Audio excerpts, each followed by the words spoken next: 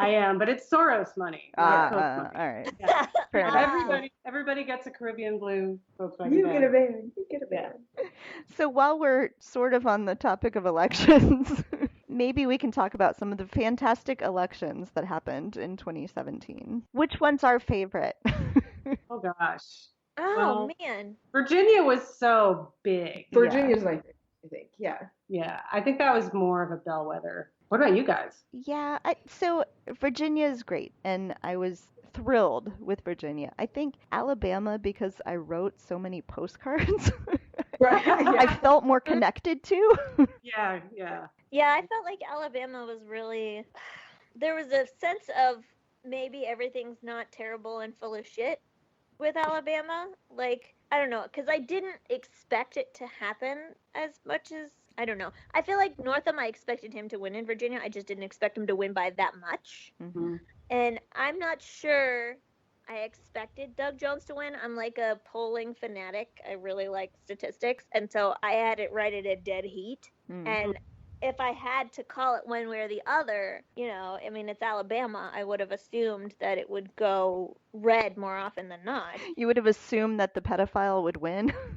I know you wouldn't want to say that, but there was just something about beating the smug smile off of that man's face. Roy Moore is just the worst person ever. And so it wasn't just, like an electoral victory, it was like a moral victory. Yeah. Yeah. That gave me a lot of energy. And I really enjoyed the turnout. They expected the turnout for the special election to be 25%, and it was 40%. So I really liked seeing all of those people sort of come out and vote in the special election that people weren't really sure anybody was going to show up and vote in. Mm-hmm. Yeah, the other thing about Alabama that was satisfying was it was such a fuck you to Steve Bannon. Yeah. Oh, yeah. I mean, the truth is, if they hadn't picked the absolute worst candidate, that they would have held that seat, and it never would have been a contest. So the takeaway, I think, is like turnout, ground game, contesting every election, and fuck you, Steve Bannon. Yeah. Yeah, I think for me, Virginia was. We had done an episode of End Times Pep Talk about the Virginia race and kind of how important it was. I've been watching like the Constitutional Convention kind of issue bubbling up, and when I started to kind of research what was happening in Virginia, when I saw the way that the districts were laid out, kind of the way that their government works. I'm also like a data geek and try to extrapolate like kind of what happened to make it a certain way. Like they had a veto-proof majority regardless of the governorship in Virginia since 2010.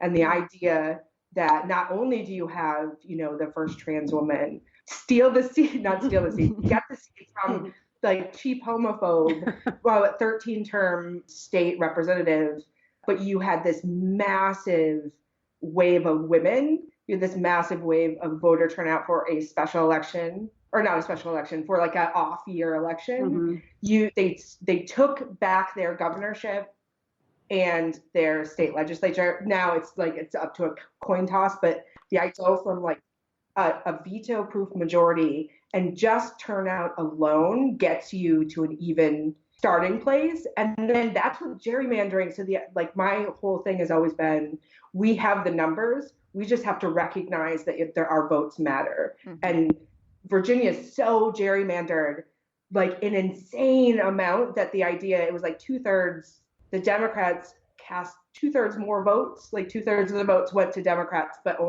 they still didn't get like a majority. Mm-hmm. But that just goes to show, like, I guarantee that there are so many people that are kicking themselves right now that they didn't vote in that election. Mm-hmm. And even with surgical precision of gerrymandering, we still have the numbers to overcome gerrymandering. And that was the most eye-opening to me, that like, it's true, we're all here, we just need to fucking vote and show up and get our shit together. Yeah, I mean, complacency killed us in 2016, and I think everybody learned a hard lesson from that. Well, in the state legislature, we've now realized that they have incredible power when it comes to gerrymandering, and there is a wave for the Constitutional Convention that's coming up. Like, it's like a dark horse behind everything. The gun lobby is in on it, and they had 33 governorships, or they had 34, or they had 33, and then that guy in what's his face, switched parties after West Trump was Virginia. elected. Yeah, West Virginia. Yeah.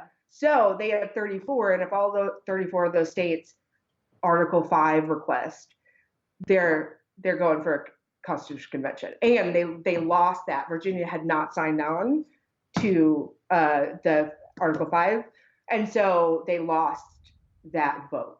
And they were on target to go after Virginia. So yeah, I think that was was 28 states, and they need 32 or 33. 34. Like that. 34. Mm-hmm. Okay, yeah. There was just something about it. I think in the Washington Post today, in one of their op-ed pieces, that was mentioned as sort of the dark horse behind the scenes thing that it's conservatives are trying to do. It's creepy and gross. Yeah, I think more people need to know about that because it's really scary. This week we'll cover it. All right. End Times Pep Talk. Stay tuned. It's gonna get explained.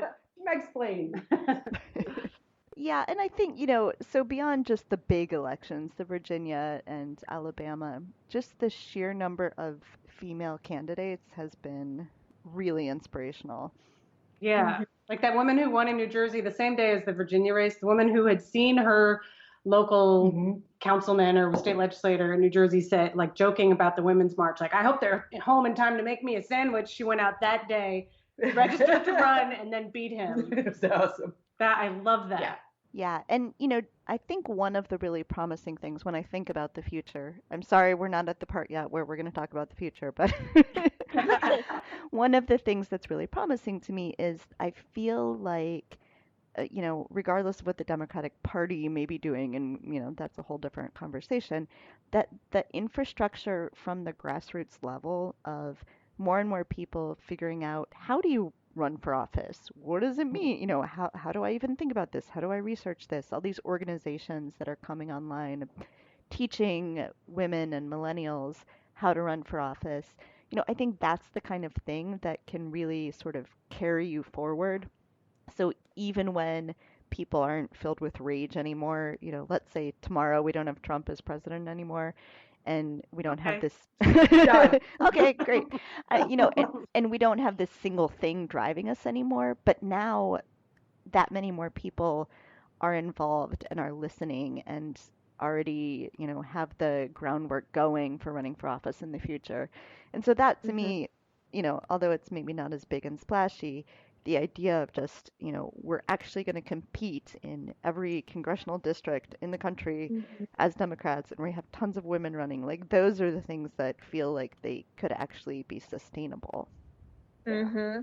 Well, yeah, my thought about like politics and the media and kind of how our system has worked since, Citizens United, where like politics has been a self-selecting group for people like Trump, who don't have shame, who have a lot of money, who can talk out of both sides of their mouth. And we have to kind of make it a place where women feel comfortable running. I just had a conversation with someone last night at a holiday party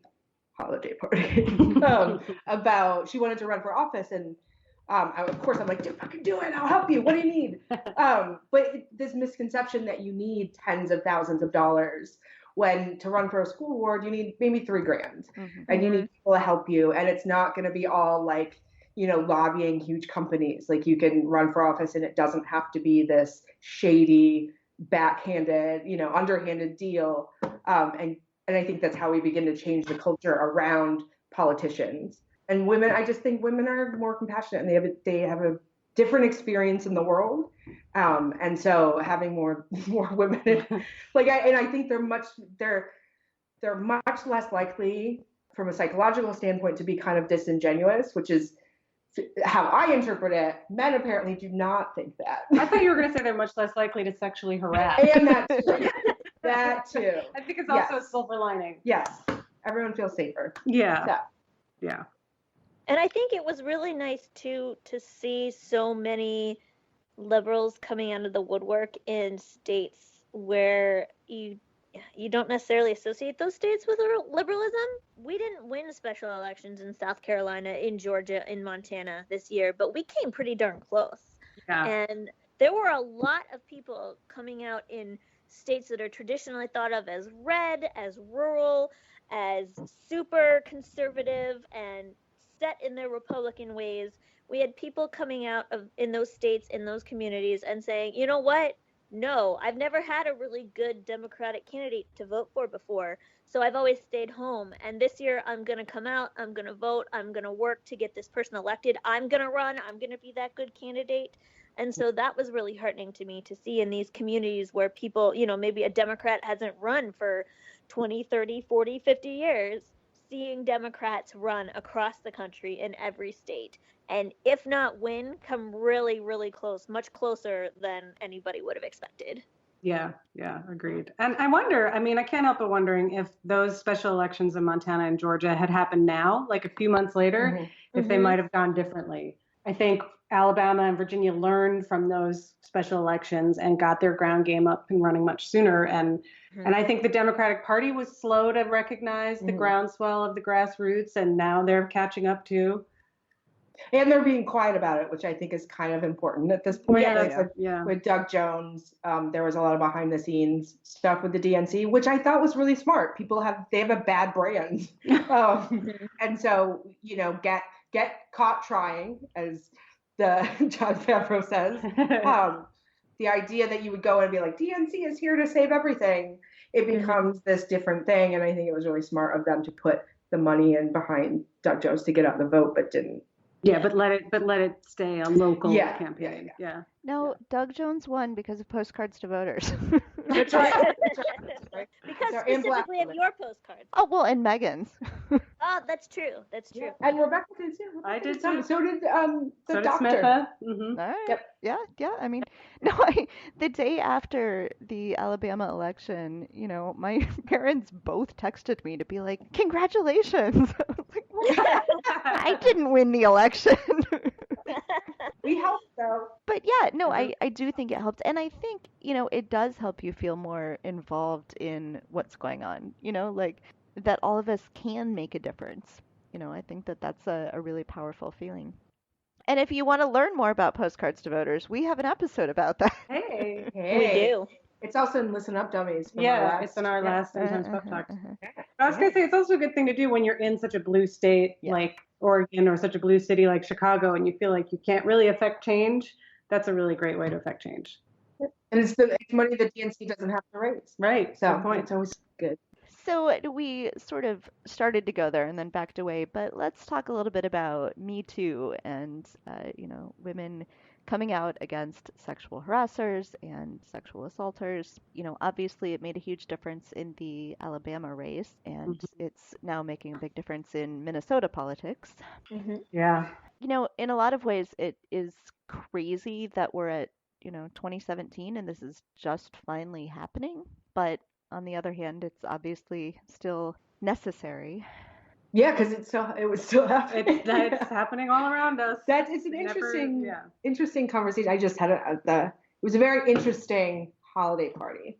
I also got into another conversation. My wife loves it when I talk politics with a bunch of people. She gets very scared. We're talking about the Me Too movement, and I think there's some frustration from older people who were like, we did this in the 90s, we did this, in the late 80s, and and some frustration about that. Why are you just doing it now? Why would we said this before? And I'm not really sure how to take that. I'm just like, but it is happening, and things are what? Like, it needed to happen. I don't understand. I mean, it obviously wasn't resolved. Right. So it kind of needs to come back up again. Yeah, I mean, it's frustrating. I don't know how much of that is just people like, God damn it, I can't believe we still have to talk about this. That this still hasn't been resolved. Or if it's, I don't know if it's like, you young whippersnappers. I don't know. I think it was more like, oh, well, don't get too hung up that things are going to change now because we did this and it didn't change. Oh, it's cynicism. Yeah, it's that, and which I fucking can't stand cynicism. Like, that's like my number one pet peeve. But which I told them that, and then my wife gets very nervous. All our friends are cynics. We're not going to have any friends anymore. Yeah. I mean, I'm enthusiastic about it, but I am also sort of guarded. Like, is this going to just be a flash in the pan and then everybody's going to kind of bury it under the rug? Are people already getting kind of inured to it? Like, oh, which celebrity chef is it today? Or is this going to have some lasting staying power and move beyond like very powerful upper echelons of society into, hotel chambermaids and waitresses Chambermaids. and yes, chambermaids with their feather dusters and their cute little outfits.